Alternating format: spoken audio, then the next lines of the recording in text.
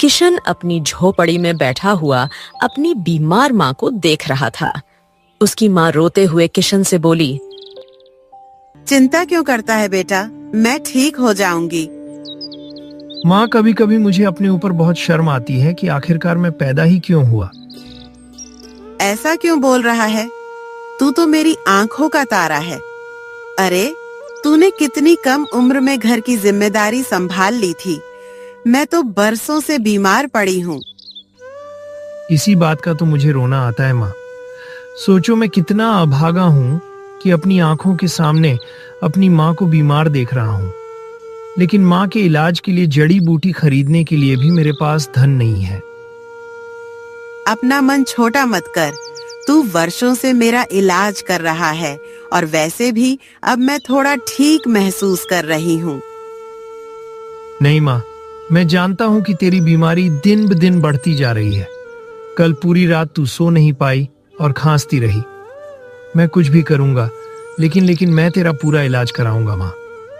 तू देखना, मैं कराऊंगा। इतना कहकर किशन अपनी झोपड़ी से बाहर निकल गया। बाहर निकलते ही बाबूलाल की पुत्री चांदनी किशन को मिल गई। क्या हुआ किशन, तुम्हारी आंखों में आंसू क्यों हैं? तुम तो जानती हो चांदनी, मेरी माँ बरसों से बीमार है। पिछले 2 दिनों से मेरे पास इतना भी पैसा नहीं है कि मैं उनको किसी अच्छे वैद्य के पास ले जाऊं, दिखाऊं, उनके लिए जड़ी बूटी खरीद सकूं। क्या कहूं, गांव में कोई काम मिल नहीं रहा जिससे कुछ धन कमा सकूं। गांव से बाहर कमाने के लिए जा नहीं सकता क्योंकि माँ अकेली है। तो ऐसे में करूं तो करूं क्या? तुम मेरे पिता के पास चलो, हो सकता है वो तुम्हारी कुछ सहायता कर सकें। चांदनी किशन को अपने पिता बाबूलाल के पास ले गई और सारी घटना बताते हुए बोली, इस वक्त किशन को धन की बहुत आवश्यकता है। आपसे विनती है, कुछ उधार दे दीजिए। हाँ, क्या कहें। देखो बेटा, अगर मेरा बस चलता तो मैं तो किशन को सब कुछ दे देता। इस गांव में बहुत कम लोग जानते हैं कि किशन के पिता के मेरे ऊपर कितने एहसान हैं। लेकिन तुम तो जानती हो चांदनी कि हमारी आर्थिक स्थिति इस समय बहुत खराब है। बेटा, मेरे पास अब कुछ नहीं बचा। किशन और भी उदास हो गया और बाबूलाल से बोला, हाँ, मैं जानता हूं कि आप कठिन समय से गुजर रहे हैं, लेकिन आपने मेरे लिए सोचा, बस यही बहुत है। धन्यवाद। इतना कहकर किशन नम आंखों से बाहर चला गया और एक वृक्ष के नीचे बैठकर अपने आप से बोला, क्या करूं, किससे उधार मांगू, क्या करूं? तभी किशन की नजर ठाकुर की हवेली पर पड़ी। ठाकुर बलराम गांव का सबसे दबंग व्यक्ति था। गांव के अधिकांश खेत ठाकुर के ही थे और वह लोगों को कर्ज भी दिया करता था। हाँ, ठाकुर साहब से ही कुछ पैसे उधार मांगकर देखता हूँ। हो सकता है कि वह मेरी कुछ मदद कर दें। हाँ, जाता हूँ। इतना कहकर किशन ठाकुर की हवेली में चला गया। ठाकुर आराम से कुर्सी पर बैठा था। ठाकुर साहब, मेरी माँ बीमार है। मेरे पास उनके इलाज के लिए बिल्कुल भी पैसा नहीं है। क्या आप मुझे कुछ धन उधार दे सकते हैं? पैसे चाहिए? अच्छा, ये तो बता, तेरी माँ की उम्र कितनी है? 60 साल की हो चुकी है ना, तो अब जीकर करेगी क्या? अरे क्यों मुझसे उधार मांगकर कर्जदार बन रहा है? अरे जा रे जा, मर जाने दे अपनी माँ को, और तू भी चैन से रहना, हमको भी चैन से रहने दे। ठाकुर की बातों ने किशन के कलेजे को चीर दिया। वो अपने क्रोध को दबाते हुए बोला, ऐसा मत कहिए ठाकुर साहब, इस संसार में मेरी केवल एक माँ ही है और कोई नहीं है। आप ये कैसी बातें कर रहे हैं? देख, देने को तो मैं तुझे कर्ज दे सकता हूँ, लेकिन तेरे पास गिरवी रखने के लिए क्या है? अरे तू तो स्वयं अपनी माँ के साथ टूटी फूटी झोपड़ी में रहता है। क्या अपनी झोपड़ी को गिरवी रखेगा? अगर रखेगा तो फिर रहेगा कहाँ? बात करता है कर्ज चाहिए। अबे जा, मैं तुझे कर्ज नहीं दे सकता, चल जा। किशन ठाकुर के आगे हाथ जोड़ने लगा। ठाकुर साहब दया कीजिए, दया कीजिए, ऐसे ना भगाइए, दया कीजिए। एक बार जो मैंने मना कर दिया तो कर दिया। इससे पहले कि मैं तुझे धक्के मारकर बाहर निकालूं, अपनी मर्जी से चला जा, नहीं तो तुझे भी अपना इलाज कराना पड़ेगा, और तुझे तो पता है तेरे पास पैसा नहीं है। किशन की आंखों से आंसू बहने लगे। यह सब ठाकुर की हवेली में काम करने वाला धनीराम देख रहा था। किशन चुपचाप नजरें झुकाकर हवेली से बाहर निकल गया। ठाकुर की हवेली से अपमानित होकर किशन गांव की सीमा के एक पुराने कुएं के पास जाकर बैठ गया। यह वही कुआं था जिसके बारे में वर्षों से गांव में यह प्रसिद्ध था कि यहाँ से रातों में अजीबोगरीब आवाजें आती थीं। लोग कहते थे कि उस कुएं में कुछ रहस्यमय छुपा हुआ है और डर की वजह से कोई भी वहां पानी भरने नहीं जाता था। किशन कुएं के किनारे बैठकर फूट फूट कर रोने लगा। अब किसके पास जाऊं? किससे मदद मांगू? मुझसे अपनी माँ की गरीबी देखी नहीं जाती और ना ही उनकी तड़प।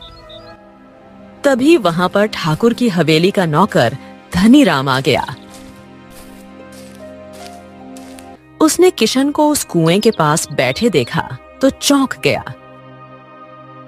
अरे अरे किशन, तू बेटा यहाँ क्यों बैठा है? तुझे पता नहीं है क्या कि इस कुएं से अजीब अजीब आवाजें आती हैं। गांव वाले इसे अभिशप्त मानते हैं। चल चल जल्दी चल। कहाँ जाऊं? जिसकी जिंदगी में तूफान मचा हो उसे इन आवाजों से क्या फर्क पड़ेगा? काका बताओ भला। धनीराम रहस्यमय अंदाज में बोला। अरे कितनी विचित्र बातें करता है। जिसका पिता कभी इस गांव का सबसे बड़ा जमींदार था, जिसने गांव के गरीबों की मदद की, आज देखो भला उसका बेटा दूसरों के आगे हाथ फैला रहा है। ये आप क्या कह रहे हैं? ये आप कैसी बातें कर रहे हैं? अरे तुम्हें किसी ने नहीं बताया, ना ही तुम्हारी माँ ने, क्योंकि सब ठाकुर से डरते हैं। अब इसमें ठाकुर का क्या लेना देना? सब कुछ लेना देना ठाकुर से ही है बेटा। मैं वर्षों से चुप रहा ठाकुर के डर से, पर अब मुझे किसी का डर नहीं है। तुम्हारे पिता ने मेरी जिंदगी में जो किया है ना, उसके बदले मैं तुम्हें यूं भटकते तो नहीं देख सकता। इतना कहकर धनीराम ने अपनी जेब से कुछ सिक्के निकाले और किशन के हाथ में रख दिए। ये ले ले बेटा, जाकर किसी अच्छे वैद्य को दिखा अपनी माँ को। उसका ठीक होना बहुत जरूरी है ना? जा। किशन भावुक होकर झुक गया और दौड़ता हुआ अपनी माँ के पास गया। फिर वो उन्हें एक वैद्य के पास लेकर गया। वैद्य ने उसकी माँ की नब्ज देखी, आंखों में झांका और गंभीर स्वर में बोला, अब इनकी बीमारी शरीर में गहराई तक उतर चुकी है। अब देखो, बचने की अब कोई संभावना नहीं है। माफ करना। ऐसा मत कहिए वैद्य जी, मेरे पास माँ के अलावा और कोई नहीं है। ऐसा ना कहिए। यही संसार का नियम है बेटा किशन। दुनिया की कोई जड़ी बूटी तुम्हारी माँ को पूरी तरह से स्वस्थ नहीं कर सकती। मैं केवल इतनी औषधि दे सकता हूँ जिससे तकलीफ थोड़ी कम हो सके, बस। वैद्य ने जड़ी बूटियां दी और किशन अपनी माँ को वापस झोपड़ी में ले आया। माँ ने औषधि ली और गहरी नींद में सो गई। कुछ देर बाद किशन फिर धनीराम के घर आ पहुंचा।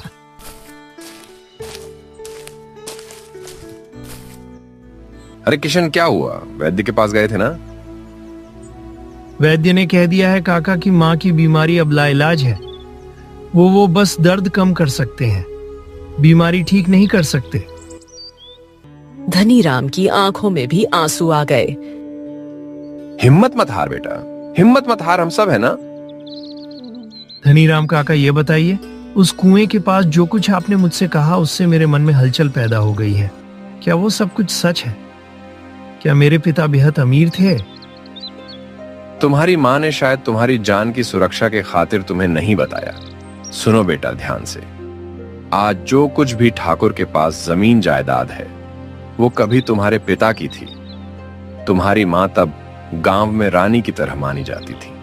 एकदम महारानी की तरह। तुम्हारे पिता के साथ ठाकुर का दोस्ताना था, पर वो दोस्त धोखेबाज निकला।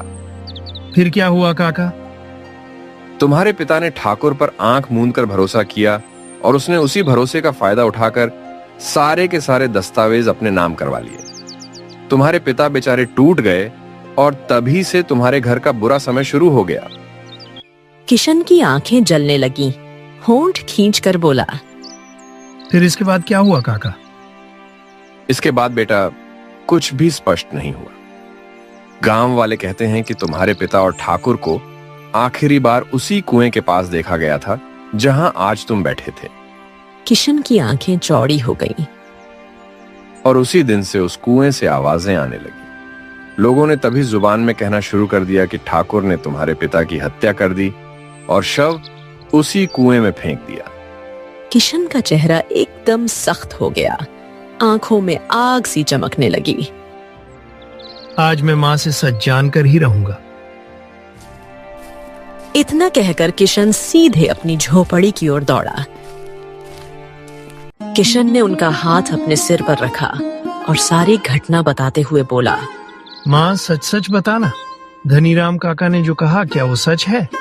क्या ठाकुर की सारी संपत्ति कभी हमारे पिता की थी? सच सच बताना माँ। किशन की माँ फूट फूट कर रोने लगी और कांपते स्वर में बोली,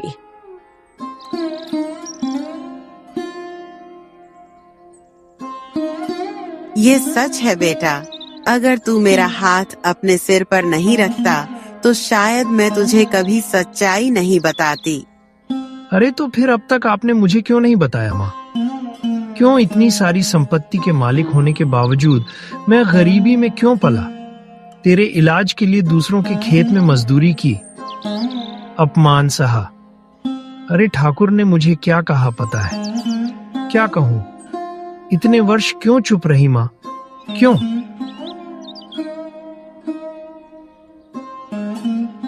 बेटा ठाकुर एक दबंग स्वभाव का व्यक्ति है।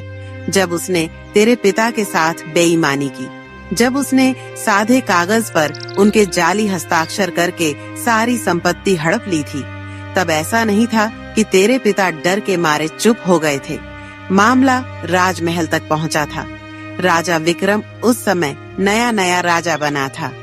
वो खुद गांव आया था, पर उसने उल्टा तेरे पिता को ही दोषी ठहरा दिया, क्योंकि वह मानता था कि इतने असली दिखने वाले हस्ताक्षर कोई और नहीं कर सकता, और ठाकुर के दबदबे के कारण किसी ने भी उसके खिलाफ गवाही नहीं दी। तेरे पिता तो पूरे गांव की मदद करते थे, लेकिन जब खुद पर आई तो कोई साथ खड़ा नहीं हुआ। थक हार कर वो मेरे साथ इसी झोपड़ी में आ गए थे। उस समय तू केवल 2 साल का था, और एक दिन ठाकुर के आदमी आए और बोले कि ठाकुर तेरे पिता से आखिरी बार मिलना चाहता है। वो लोग उन्हें गांव की सीमा पर उस कुएं के पास ले गए और उसके बाद वो कभी वापस नहीं लौटे। इतना कहकर किशन की माँ फूट फूट कर रोने लगी।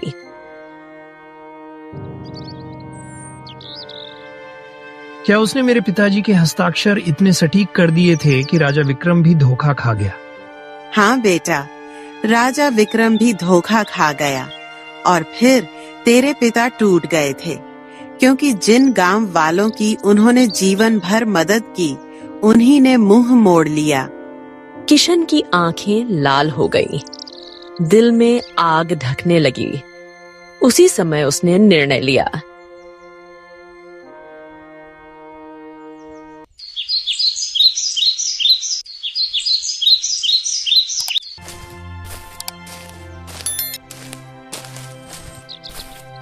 अगली सुबह वो ठाकुर की हवेली में जा पहुंचा।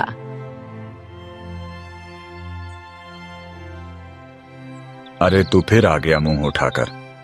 मैंने तुझसे कहा था ना कि तुझे कर्ज के रूप में एक फूटी कौड़ी भी नहीं मिलेगी। चल निकल जा यहाँ से। मुझे सब कुछ सच पता चल चुका है ठाकुर। तूने मेरे परिवार के साथ जो अत्याचार किया, उसकी कीमत तुझे अब चुकानी पड़ेगी। तू जिस हवेली में बैठा है वो मेरे पिता की है। ये गांव की सारी संपत्ति वो भी मेरे पिता की है। तूने धोखे से सब कुछ छीना है और फिर तूने उनकी हत्या भी कर दी। ओहो, तो मालूम चल गया दूध के दांत टूटे नहीं, और आ गया शेर से भिड़ने। अरे मेरा तो तेरा बाप भी कुछ नहीं उखाड़ पाया, तो तू क्या उखाड़ेगा बे? लेकिन इस गुस्ताखी की सजा तुझे जरूर मिलेगी। आज के बाद तू गांव के किसी कुएं या तालाब से पानी नहीं ले सकेगा। अगर किसी ने तुझे पानी दिया तो मैं उसे छोड़ूंगा नहीं। इतना बोलकर ठाकुर अपने नौकर की ओर देखने लगा। ओए चल रे, इसको धक्के मारकर हवेली से बाहर निकाल। किशन को धक्के देकर बाहर निकाला गया। गांव में ऐलान करवा दिया गया कि कोई भी किशन को पानी नहीं देगा। लोग ठाकुर से डरते थे, सो सब ने चुप्पी साध ली। उस दिन के बाद किशन जहां भी पानी भरने जाता, ठाकुर के आदमी वहां पहुंच जाते। कोई भी किशन को पानी नहीं देता। किशन सूखे गले और पसीने से तर शरीर के साथ अपनी झोपड़ी आ पहुंचा। वहां उसकी मां तड़प रही थी।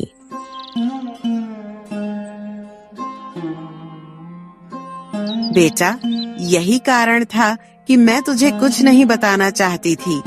ठाकुर इतना निर्दयी है और गांव वाले इतने डरपोक। मैं जानती थी कि तू कुछ न कर सकेगा। नहीं माँ, तू चिंता मत कर, मैं तेरे लिए पानी लेकर आऊंगा।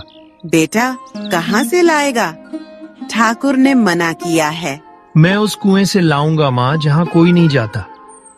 गांव की सीमा पर जो कुआं है ना, जहाँ से विचित्र आवाजें आती हैं, मैं वहां से लेकर आऊंगा।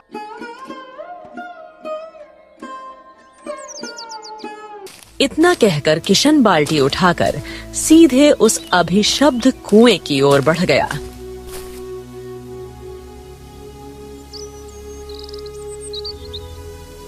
किशन ने जैसे ही बाल्टी कुएं में डाली, केवल बाल्टी की गूंज सुनाई दी। उसने कई बार प्रयास किया, लेकिन हर बार बाल्टी सूखी ही लौट आई थी। आखिर इस कुएं में से पानी क्यों नहीं निकल रहा?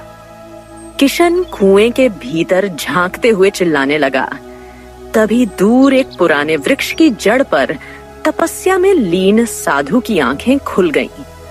उसकी तपस्या भंग हो चुकी थी। वो क्रोधित होकर उठ खड़ा हुआ और तेज कदमों से किशन के पास आकर बोला,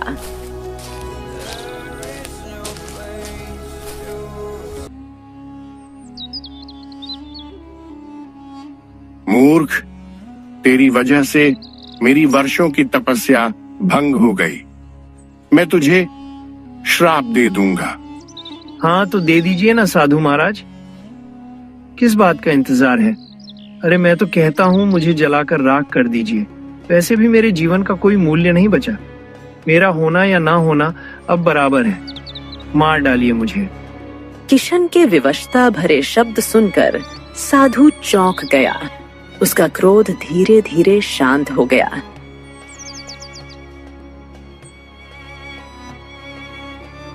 हाँ, तू तो संसार से हारा हुआ लगता है, जैसे किसी गहरे दुख में डूबा हो। चल बता, तुझे क्या समस्या है? किशन फूट फूट कर रो पड़ा और उसने साधु को अपने जीवन की पूरी कथा सुना दी। माँ की बीमारी, ठाकुर का अत्याचार, पिता की हत्या और संपत्ति की चोरी।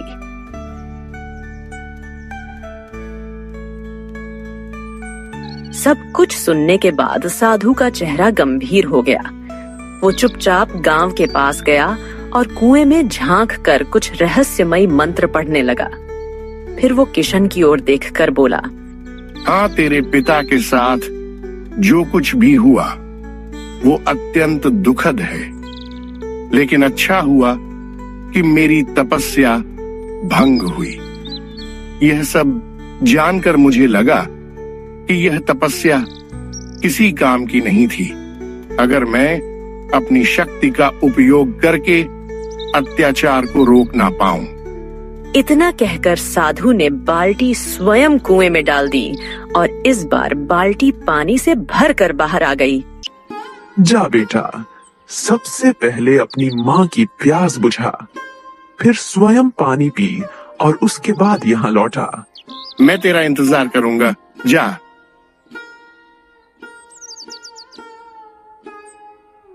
माँ प्यास से बेहाल पड़ी हुई थी। किशन ने जैसे ही उन्हें पानी पिलाया, तभी माँ की आंखें चमक उठी और उनके शरीर से दर्द जैसे गायब हो गया।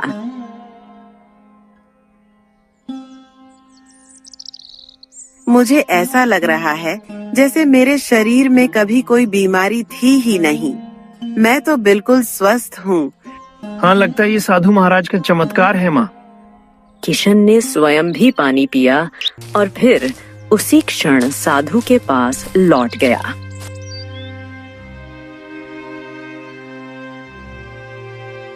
हाँ, अब जा, राजा विक्रम को बुला लाओ। उससे कहना कि एक साधु वर्षों की तपस्या के बाद न्याय के लिए उसकी प्रतीक्षा कर रहा है। वह घने वृक्ष के नीचे इस कुएं के पास बैठा है। जा बुला ले। आ। अरे परंतु महाराज, वो मेरे कहने पर क्यों आएंगे भला? वो अवश्य आएगा, क्योंकि वो साधुओं का बहुत सम्मान करता है। जा बुला ले। आ तू। किशन ने एक बार भी नहीं सोचा, वो सीधे राज्य की ओर बढ़ गया।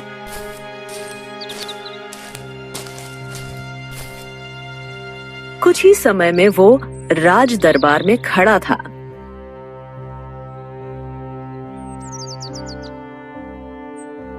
महाराज की जय हो। महाराज, न्याय करने के लिए कृपया हमारे गांव चलिए।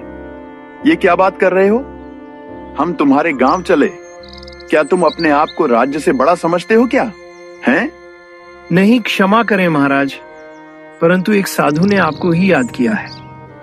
उस साधु ने कहा है कि वर्षों की तपस्या के बाद अब वो केवल राजा विक्रम से ही न्याय मांगेंगे। राजा विक्रम ने जैसे ही साधु का नाम सुना, वह एक क्षण में उठ खड़ा हुआ।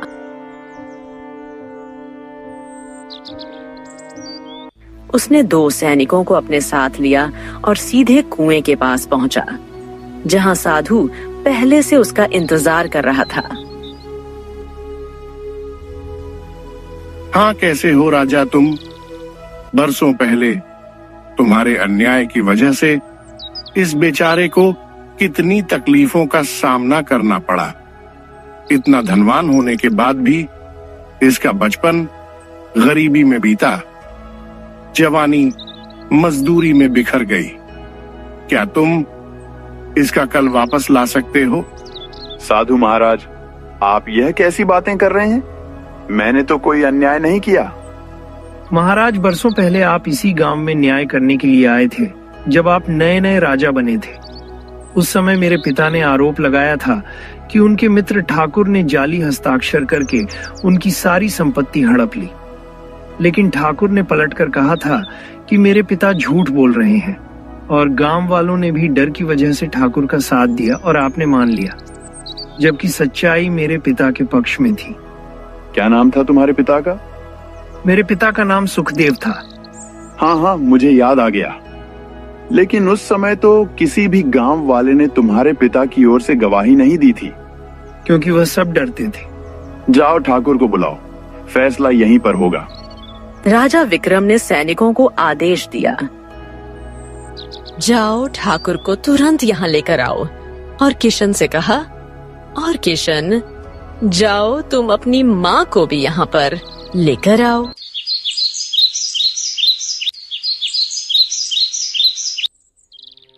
कुछ ही समय में कुएं के पास ठाकुर किशन की माँ उपस्थित थे। हाँ तो ठाकुर, वर्षों पहले क्या तुमने जाली हस्ताक्षर करके अपने मित्र सुखदेव की संपत्ति हड़प ली थी? साफ साफ बताओ। महाराज, ये सब झूठ है। उन बातों को तो कई बरस बीत चुके हैं। इनके पास भला क्या सबूत है कि वह हस्ताक्षर जाली थे?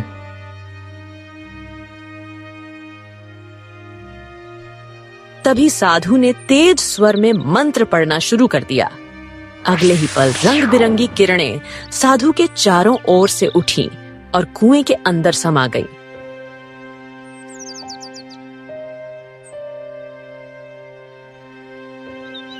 कुछ देर बाद वही किरणें कुएं से बाहर आईं और हवा में लहराते हुए एक पुरुष का आकार लेने लगी। वह कोई और नहीं, सुखदेव की आत्मा थी। वहां उपस्थित सब लोग स्तब्ध रह गए। ठाकुर का चेहरा पीला पड़ गया और वो डर के मारे कांपने लगा। हाँ, डरो मत, डरो मत। यह सुखदेव नहीं, सुखदेव की आत्मा है, जिसे तुमने मारकर इसी कुएं में फेंक दिया था। महाराज, साधु महाराज सत्य कह रहे हैं। ठाकुर ने ही मेरे जाली हस्ताक्षर करके मेरी सारी संपत्ति हड़प ली थी, और तब भी उसका दिल नहीं भरा तो उसने मुझे इस कुएं के पास बुलाया और धोखे से पीछे से वार करके मुझे इसी कुएं में फेंक दिया। तब से मेरी आत्मा भटक रही थी। हर रात इस कुएं से जो विचित्र आवाजें आती थीं, वह मेरी आत्मा की तड़प थी, और यही वजह थी कि गांव वाले इस कुएं के पास नहीं आते थे, और ठाकुर ने सभी को धमकाकर इस कुएं से दूर रखा ताकि उसका राज ना खुल जाए। इतना कहकर साधु ने अपनी आंखें बंद की और कुछ और मंत्रों का उच्चारण किया। रंग बिरंगी रोशनी सुखदेव की आत्मा के चारों ओर घूमने लगी। जा सुखदेव, जा, तुझे मुक्ति मिल गई। सुखदेव मुस्कुराया और उसकी आत्मा रोशनी में गायब हो गई।